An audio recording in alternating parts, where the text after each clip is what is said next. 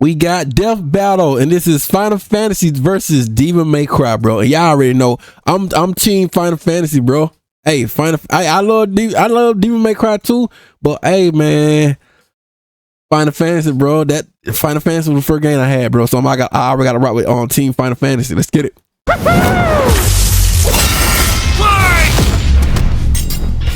Dante versus Clive. DMC's Devil Hunter versus Final Fantasy's Shield of Rosaria. He's Wiz and I'm Boomstick. And it's our job to analyze their weapons, armor, and skills to find out who would win a death battle. It's a Team Final Fantasy, baby. Dangerous world out there. Cultists, demons, and evil businessmen lust for power. And every day brings a new cataclysm humanity must face. This world may seem like the end, but for a devil hunter like Dante, it's party time. Who'd expect anything less from the son of the legendary demon Sparta? A dark knight who, thousands of years ago, woke up to justice and sealed away the demon lord, Mundus. But then Sparta mysteriously died, and his wife got iced by some demons, leaving Dante and his brother Virgil separated. Despite a long-gone family, Dante kept a chipper attitude and set up a business dedicated to one thing: killing demons! And with the blood of Sparta running through him, he's the best in the business. By harnessing his own demonic energy, Dante bolsters his speed, power, and durability, letting him block kaiju-sized punches, move faster than a meteor, and regenerate like an unstoppable force of nature. As long as he has the energy, he can heal from getting shot, stabbed, sliced through, basically anything. Even without his regeneration, he's survived heat that would reduce the layman to ash. But no hunter is complete without an arsenal, and Dante's got one hell of a sword left by his dad, Rebellion. Plus ebony and ivory, 2 magic pistols with endless ammo clips. And they say the perfect gift doesn't exist. But Dante's full arsenal is far larger and stranger. Like King Cerberus, a shape-shifting set of elemental nunchucks. Cavalier, a pair of buzzsaws that are also a motorcycle. Balrog, fiery fisticuffs for boxing and capoeira. And Navan, a guitar. An electric guitar! There's also Lucifer, a backpack of endless laser swords that Dante got after slaying... Actually, we never see how he beat Lucifer. Yeah, you know someone's a badass when they off-screened the actual devil. Then there's my fave, Dr. Faust, a sentient hat that turns Dante into basically Orville Peck. Oh, and shoots crystallized demon blood. Dante needed this and much more when he got a warm welcome from the brother he thought long dead.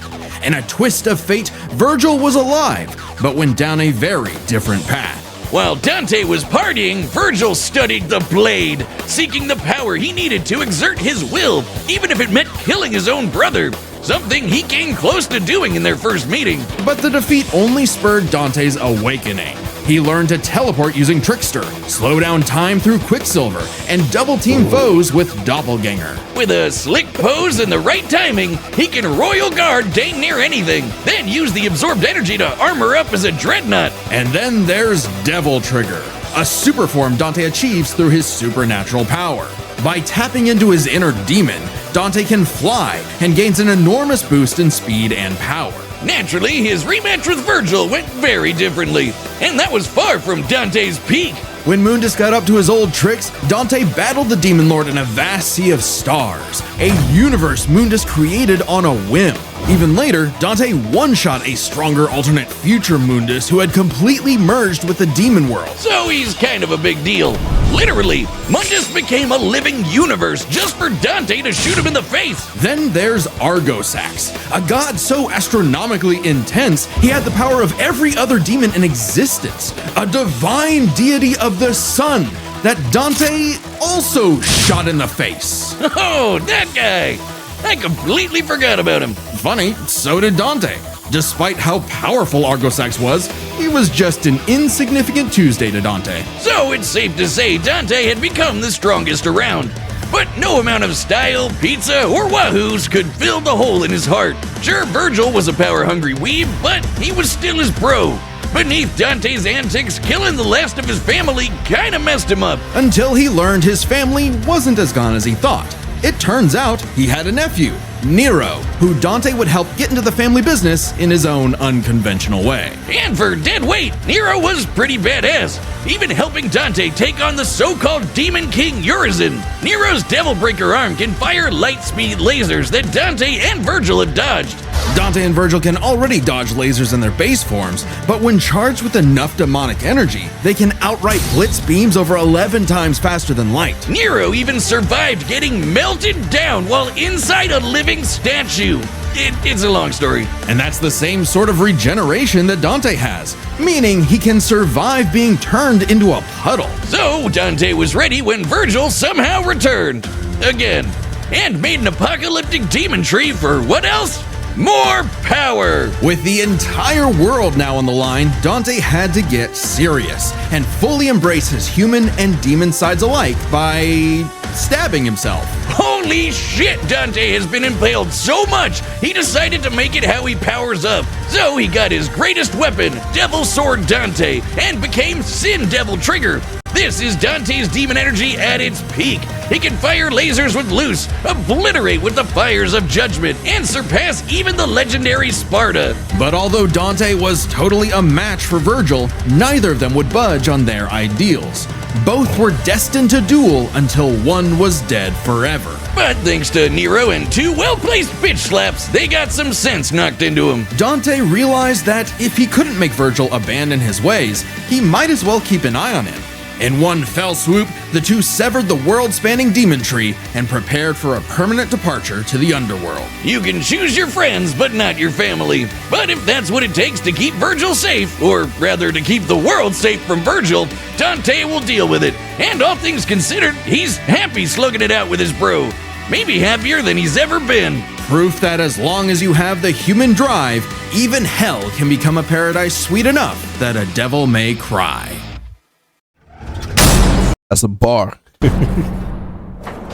Wiz! Final Fantasy, Team Final Fantasy, you already know, baby. It's an emergency! This fight's gonna have a banger soundtrack, but my headphones broke! Well, good news. This battle is sponsored by Rake Near Music. Wait, And Rake's really won't last long. Battle. Sit down as we tell the tale of the kingdom of Rosaria and its prince, Clive Rossfield. A man destined to be a dominant, the host to a mighty guardian icon. Anybody who's a dumb You know what crazy? I watched this Final Fantasy right here and walk through. can draw on magic life juice called ether, becoming a big scary monster. And commanding the element they embody to create storms, slay armies, and split the sea. Dominants are forces of nature, and Clive would be the dominant of the Phoenix. Well, he was supposed to, but Big Bird said no thanks and instead picked his sick little brother Joshua.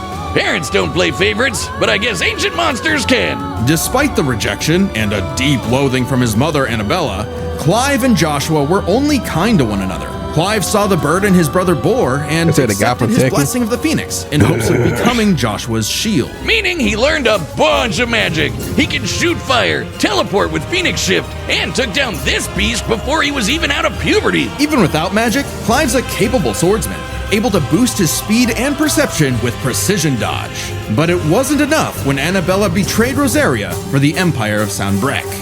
In one night, Clive's knights, people, and his own father were slaughtered before him. Quick, someone use a Phoenix down!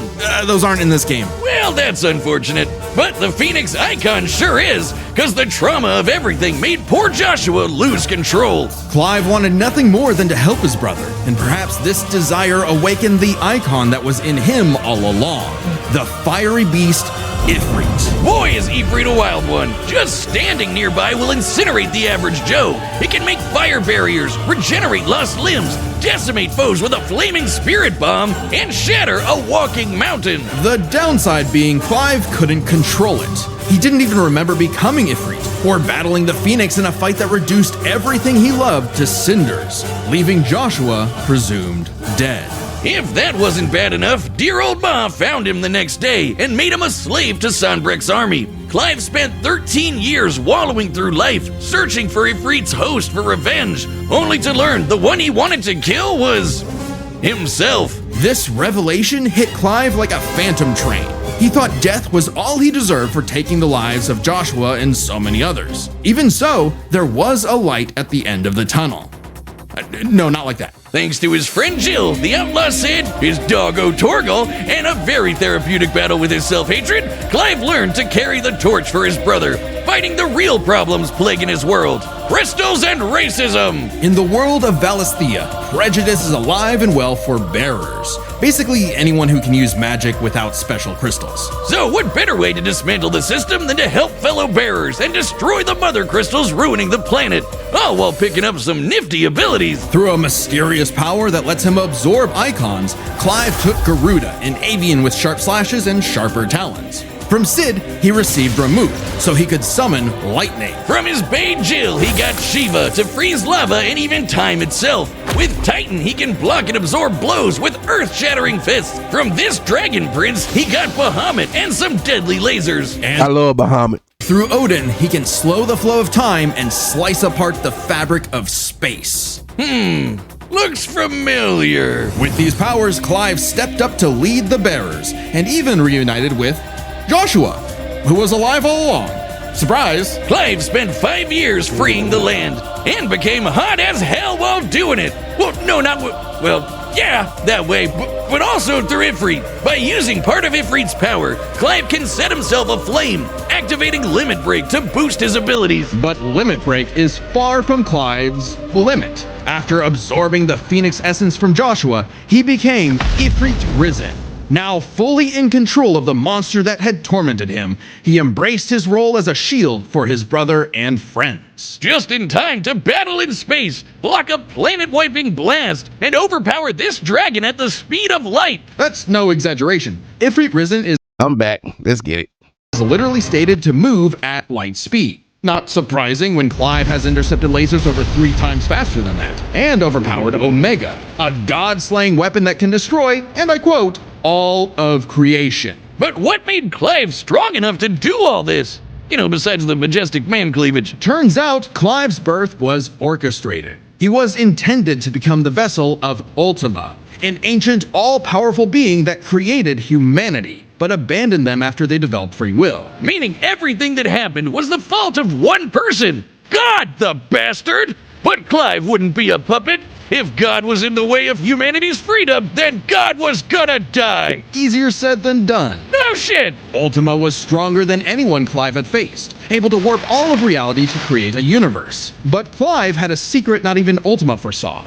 Over his journey, he developed a special state of mind, Logos. AKA someone powered by human will and the bonds of consciousness with others. Okay, that sounds like anime friendship crap, but trust me, it made Power of friendship. Clive a badass who could surpass his limits, getting stronger over the course of just one fight. So much so that, despite struggling against Ultima initially, by the end of the fight, Clive took out Ultimalius, a more powerful amalgamation of Ultima and his entire species, all while Clive was in his base form. Ultima literally became Ultima squared, but Clive still kicked his ass, using his bonds with his brother, his friends, and his unbridled will. Clive killed God in a giant 999,999 damage punch.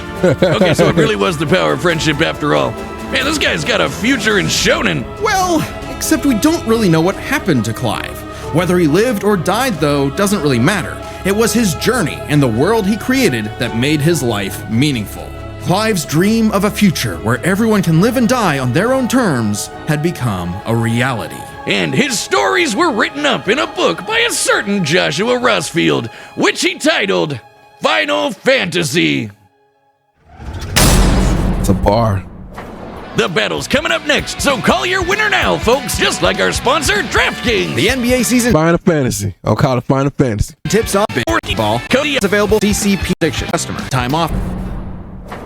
All right, the combatants are set, and we've run the Team Final Fantasy. data through all possibilities. It's time for a death battle!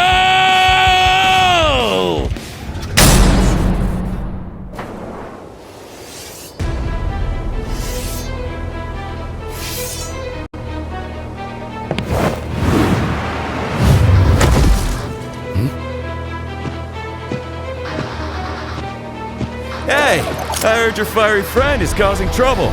and I'm in the business of dealing with trouble.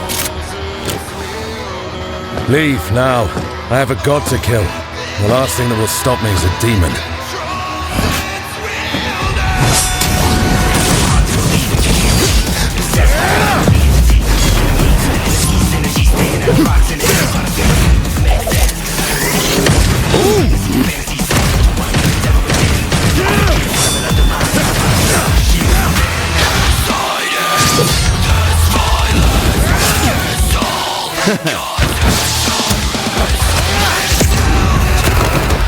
Let's rap.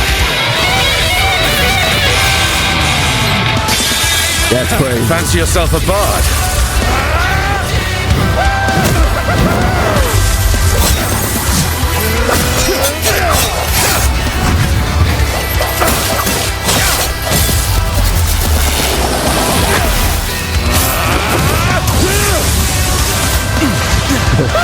Bro, moonwalking.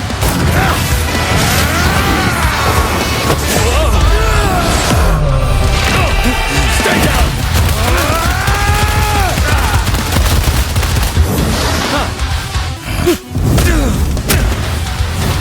No hiding in the shadows anymore, Smokey.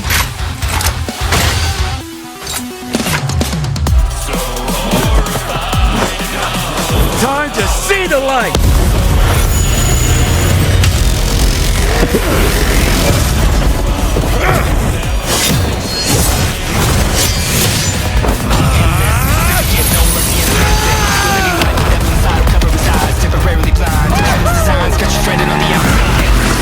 Dante having fun.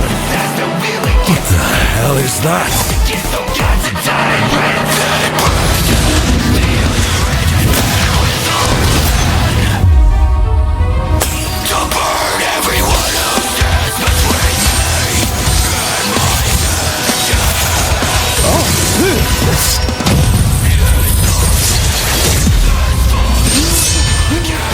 Virgil's got some competition.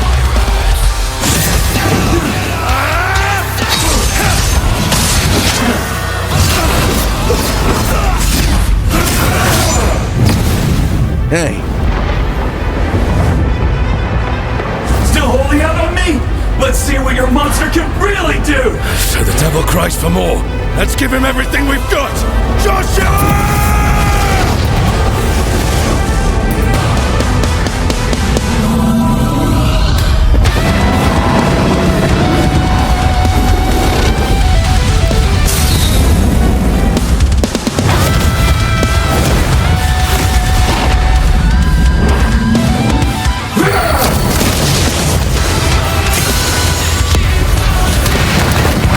Underestimate you!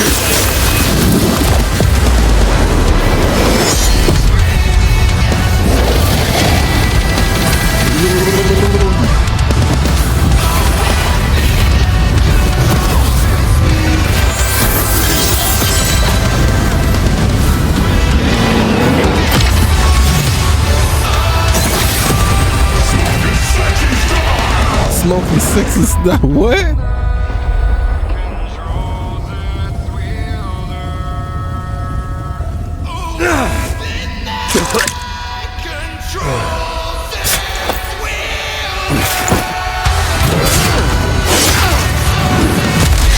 No! Come on, you can do it! It's been a bash, Smokey. I need entry!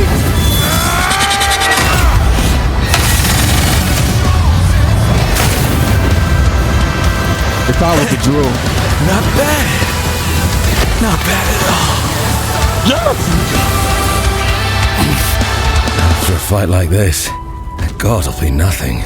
Final Fantasy! Team Final Fantasy once again, baby.